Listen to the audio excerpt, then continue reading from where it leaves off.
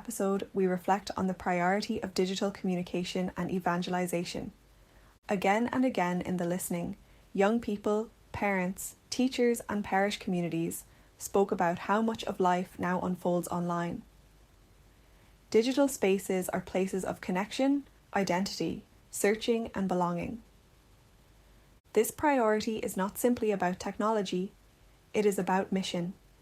It is about how the Church meets people where they are, accompanies them in real life, and helps digital spaces become pathways to an encounter with Christ.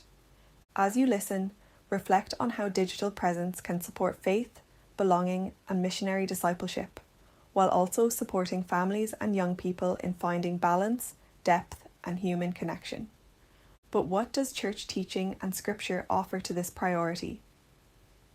Rooted in baptism, the Church is sent to proclaim the gospel in every culture and context. Today, this mission necessarily includes the digital world, where identity, belonging, and meaning are increasingly shaped, especially for young people. As Pope Francis in The Joy of the Gospel reminds us, the Church exists for mission, not self-preservation, and is called to meet people where they are with joy, mercy, and hope. Digital spaces have become contemporary places of encounter where the gospel must be present, embodied, and discerned.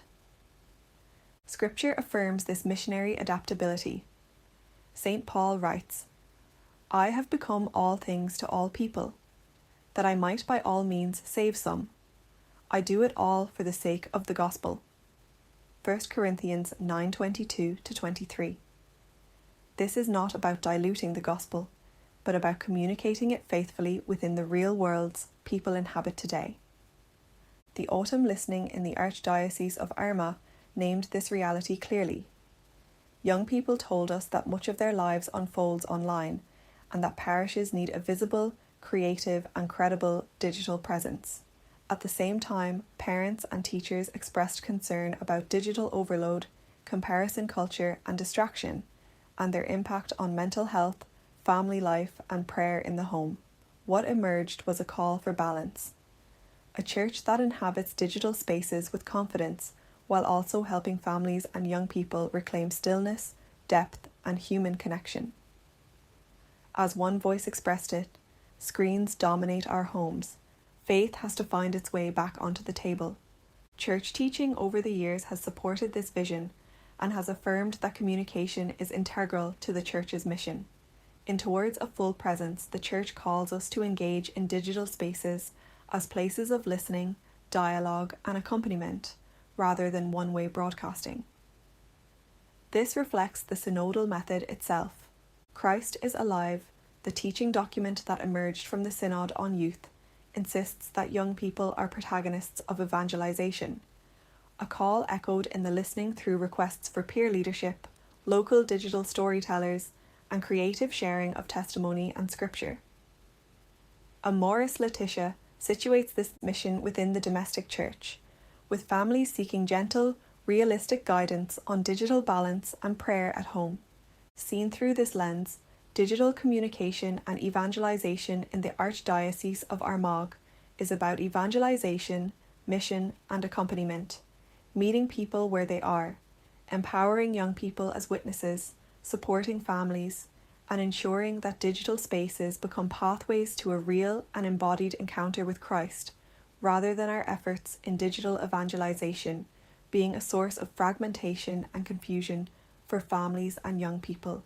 We now invite you to listen to the proposed actions and pastoral pathways for digital communication and evangelization that have emerged from the diocese. From the parish feedback, these are the proposals that emerged. To appoint a social media manager in each parish to maintain digital platforms. To train and support young people to help promote parish events through social media. To form a group of digital apostles at diocesan level and parish level. To increase and formalise the use of webcams and live streaming. To post a regular Thought for the Day / short faith reflection.